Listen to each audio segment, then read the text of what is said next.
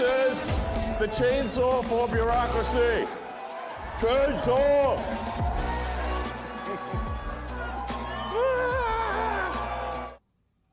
That actually happened today. And in addition to wielding a chainsaw while wearing sunglasses at CPAC earlier, inside, of course, Elon Musk also accused Democrats of taking away freedom of speech and personal freedoms, which is pretty rich, given the Trump administration is up in arms about Robert Garcia exercising his own First Amendment rights last week. What I think is really important, and what the American public want, is for us to bring actual weapons to this bar fight. This is an actual fight for democracy, for the future of this country. And it's important. It's also important to get the attention of the American public and call Elon Musk out for what he is. In response to those comments, the Trump Justice Department engaged in what appears to be a bit of an unprecedented effort to scare or silence the congressman, or both. Acting U.S. Attorney for Washington, D.C., Ed Martin, who I would note also was a defense lawyer for the January 6th insurrectionists, sent a letter to Garcia asking him to clarify his comments.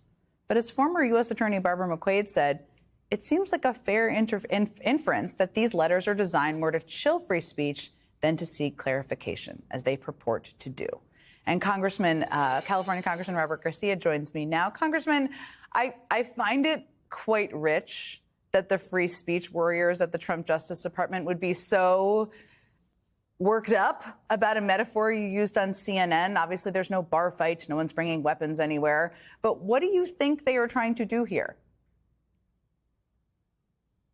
I mean, it's pretty clear that they are trying to not just intimidate me, but intimidate other members of Congress who are actively opposing and criticizing Donald Trump and Elon Musk from actually speaking. And it's crazy that they want to investigate me for essentially using a metaphor and for taking on Elon Musk. And I think what's really disturbing in this moment is that we know that we've got to fight fire with fire. We know we've got to bring the energy to this fight as Elon Musk is raiding the federal treasury to give himself and his billionaire buddies a tax cut. And they want to police that language. They want to stop us from fighting back. And so, look, we take this threat seriously. At the same time, we're not going to be silenced by Elon Musk or by Donald Trump. This feels to me, I just was talking about Russia earlier, propaganda, so it's a natural flow into that. I mean, this feels like a classic MAGA case of trying to flip the script, right? Even Ed Martin suggesting Democrats are trying to threaten Doge workers. How do you're not going to stand down, as you said, but how do you stop them from getting away with this effort to flip the script? Well, first of all, we got to call it out. I mean, it's crazy that this is the same U.S. attorney who, of course, defended January 6th insurrectionists. Donald Trump wants to pardon January 6ers, but then he wants to police metaphors and figures of speech by members of Congress who also have constitutional protections. This is clearly a clear authoritarian move to silence critics and people that are criticizing what Elon Musk is actually doing, raiding and attacking Medicare, attacking the Department of Education, trying to destroy any climate progress we've had in this country. And so I think that at this moment, I understand that while they've targeted me, it's not really about me. This is about silencing members of Congress and silencing critics. And so we can't do is we can't retreat. We can't pull back. We've got to double down. We've got to fight hard. There is absolutely no way that this letter is going to silence me. He's given me till Tuesday to respond to his ridiculous demands. And so, we'll be responding appropriately, but it's not going to be by staying silent. How are you going to respond? Well, we're talking, of course, to our House leadership, as well as some other folks that are been pushing back on some of these efforts by the U.S. attorney.